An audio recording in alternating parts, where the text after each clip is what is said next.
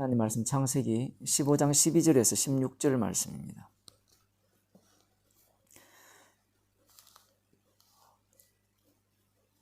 해가 질 때에 아브라함이 깊이 잠든 중에 캄캄함이 임함으로 심히 두려워하더니 여호와께서 아브라함에게 이르시되 너는 정령이 알라. 내 자손이 이방에서 객이 되어 그들을 섬기겠고 그들은 400년 동안 내 자손을 괴롭게 하리니 그 섬기는 나라를 내가 징치할지며 그 후에 네 자손이 큰 재물을 이끌고 나오리라. 너는 장수하다가 평안히 조상에게로 돌아가 장사될 것이요 네 자손은 4대 만에 이 땅으로 돌아오리니 이는 아모리 족속의 죄악이 아직 관영치 아니함이니라 하시더니. 아멘. 아브라함이 갈대아 우르에서 하란에서 그리고 가나안 땅에 왔어. 여러 차례 여호와 하나님께서 나타나셔서 약속을 말씀하셨습니다.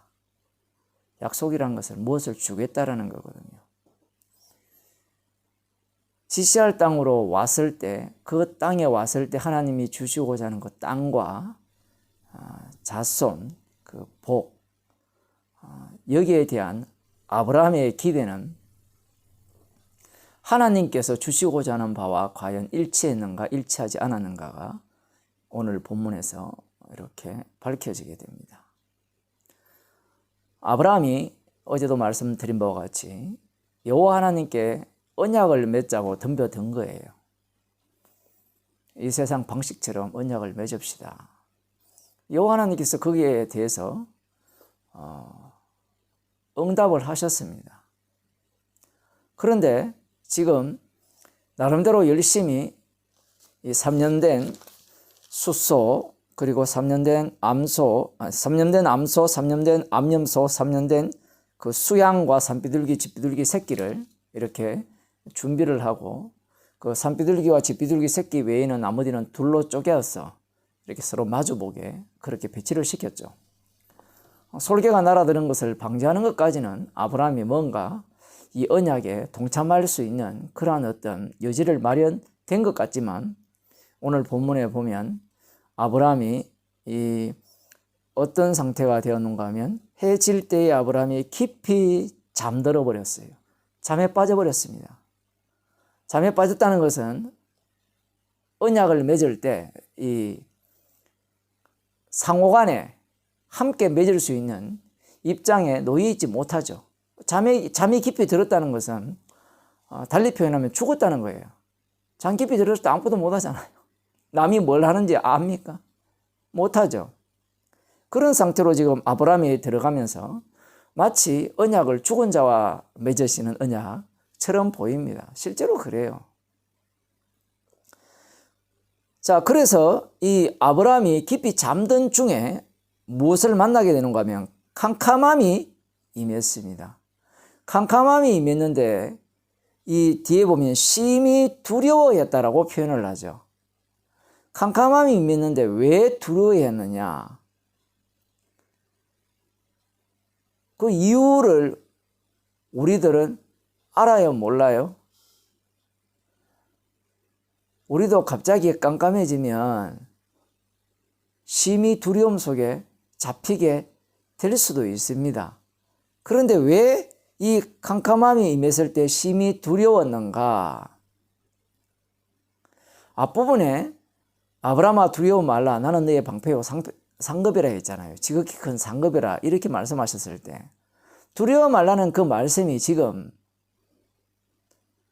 아브라함이 지킬 수 있습니까? 캄캄함이 임해버리니까 두려움 속에 확 사로잡혀 버려요. 지금까지 여호와 하나님께서 나타나실 때 아브라함이 두려워한 적은 없어요. 그렇죠?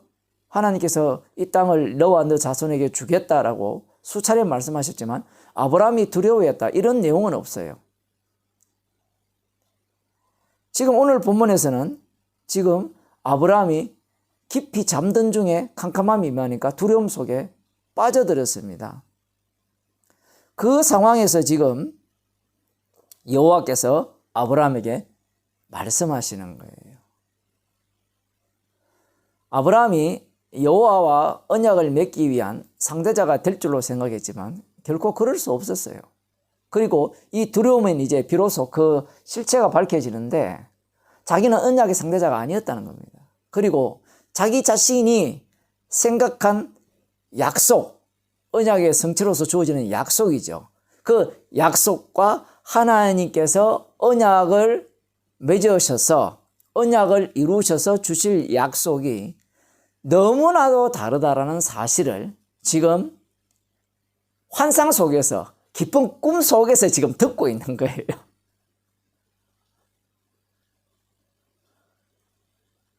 정말 신기한 일이죠. 자, 여호와 하나님께서 이렇게 말씀하십니다. 아브라함에게 이르시되 너는 정령이 알라. 똑똑히 알아라 얘기해요. 정령이 알라 이 말은. 지금 아브라함은 나름대로 알고 있다고 생각했거든요.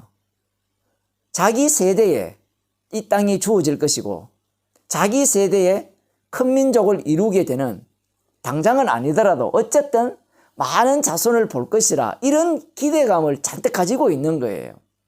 그리고 큰 복을 이룰 것이라는 것도, 이것은 그냥 모든 열국이 자기로 인해서 복을 받을 것이라는 그것까지도 지금 아브라함은 예상을 하고 있는 거예요.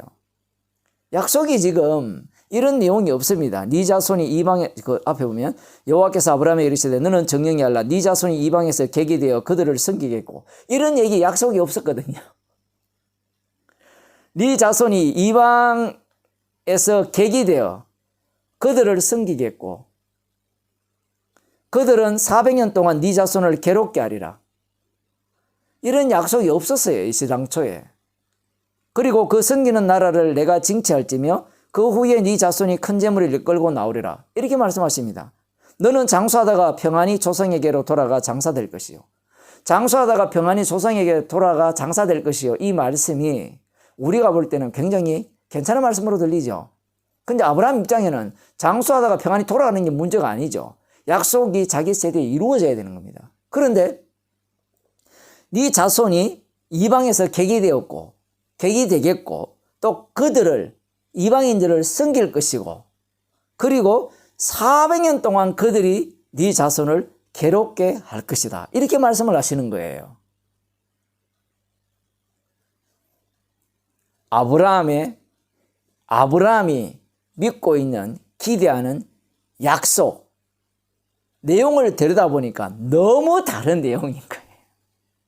우리들이야 지금 이 내용을 알고 보잖아요. 그런데 아브라함에게 하신 약속 처음부터 들여다보면 이 땅을 너와 내 자손에게 줄 것이다, 이 말씀을 계속 하셨잖아요.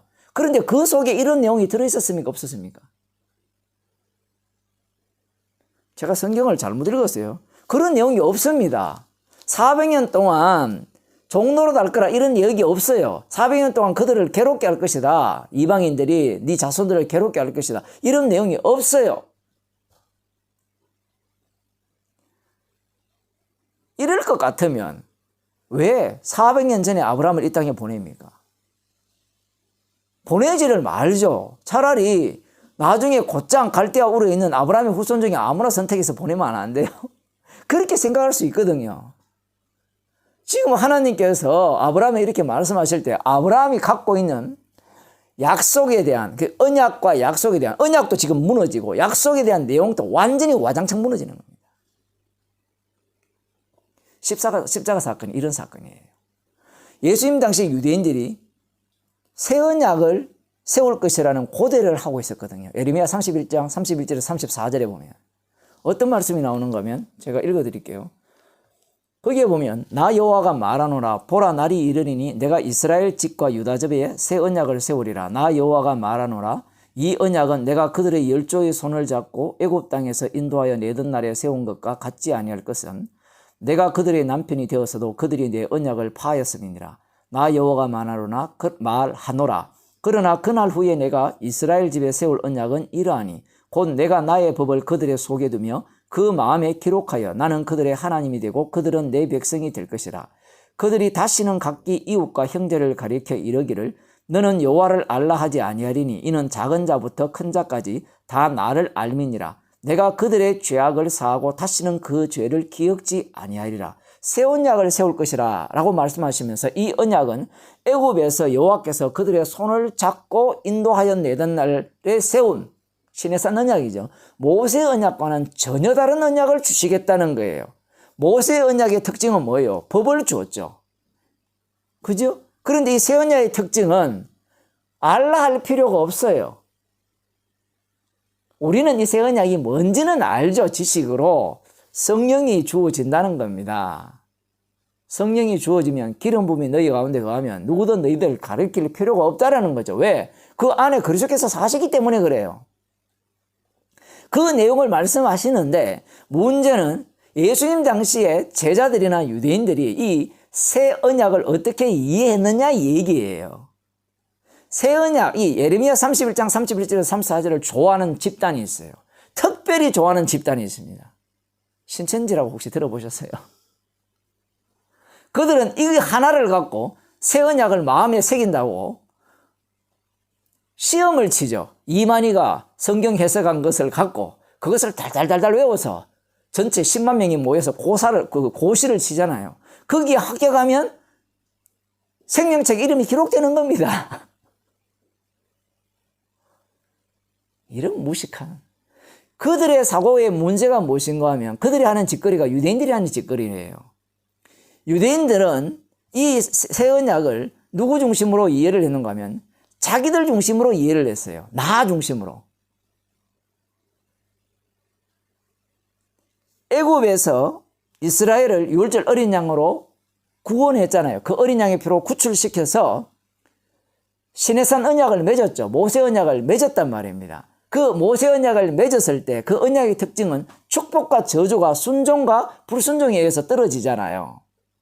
그런데 그것이 그들은 어떻게 해석하느냐라고 할 때는 순종하면 내가 복을 받고 불순종하면 내가 저주받는다고 생각하는 거예요. 율법 중심이 아니고 자기 중심이 자기 중심. 내가 복을 받나 못 받나 지금 그걸 생각하고 있는 거예요. 그래서 멸망당했거든요. 그런데 예수님 당시 유대인들도 마찬가지입니다. 새 언약이 주어지고 메시아가 온다라고 하니까 그들은 그 메시아, 새 언약이 누구를 위한 새 언약, 누구를 위한 메시아냐라고 할 때는 자기를 위한 메시아, 자기를 위한 새 언약이라는 거예요. 제자들도 똑같았어요. 예수님이 부를 때 제자들이 기꺼이 따라 나서잖아요. 그리고 예수님을 위해서 모든 것을 버렸다 하잖아요. 모든 것을 버릴 뿐만 아니라 최종적으로는 내 목숨까지도 버리겠다라고 하는 거죠. 버리겠다라고 하는 거예요. 그 버리겠다는 것은 어떤 의미를 담고 있는가 하면 새 언약을 세우는데 내가 조금이라도 보탬이 될 수 있다라는 생각을 갖고 있다라는 겁니다. 근데 예수님이 어떻게 해버립니까? 십자가 지시면서 십자가 지시기 전에 그들을 다 틀어버리죠. 그리고 십자가를 지심으로 말미암아 그들이 생각하였던 자기 중심의 새 언약, 자기 중심의 메시아가 와장창창 무너집니다. 그 무너지는 자리에 진짜 새 언약의 의미가 더딥혀지죠. 아브라함도 지금 자기가 요구한 그 언약을 맺는 자리에 거꾸로 끌려 들어갔죠. 자기가 원했는데 반대로 끌려 들어가는 거예요. 제자들도 마찬가지입니다. 주님의 십자가 언약 속으로, 새 언약 속으로 끌려 들어가면서 자기의 모든 죄가 자기가 기대하고 자기가 믿었던 그러한 것들이 다 들통나면서 그 언약에 휘말리게 되는 겁니다.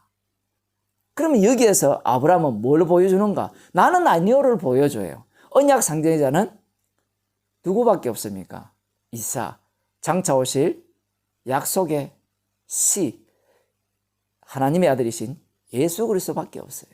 그분이 홀로 십자가 지셔서 언약을 세우시고 새 언약을 세우시고 약속하신 약속들을 그분이 주신다는 겁니다. 이미 성도는 그 약속을 다 받았죠.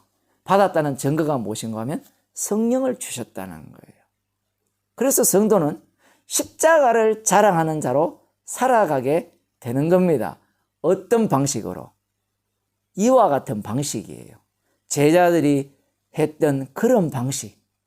끊임없이 말씀을 보면서 복음을 들었음에도 불구하고 나름대로 끊임없이 십자가 복음은 이럴 것이고 복음을 아니까 이럴 것이고 그런 기대를 홀로 상상을 계속해요. 그렇게 생각하지 않는 인간 아무도 없습니다. 그것이 말씀을 듣는 가운데 주님에 의해서 책망받으면서 깨어지면서 십자가의 완료성을 드러내는 주님의 증인이 되는 겁니다. 기도하겠습니다. 하나님 아버지, 자신은 장수하다가 죽을 것이라고 말씀하시고 자손들은 400년 동안 괴롭힘을 당하다가 이 약속의 땅으로 재물을 이끌고 돌아온다고 말씀하셨습니다. 아브라함이 기대한 모든 것들이 무너지는 그러한 언약임을 우리에게 알려주심을 감사드립니다. 날마다 우리가 생각하고 예측하고 기대하는 바들을 주께서 친히 무너지게 하셔서 십자가의 피 공로만을 자랑하는 주의 백성으로 살게 하옵소서. 예수님 이름으로 기도드리옵나이다. 아멘.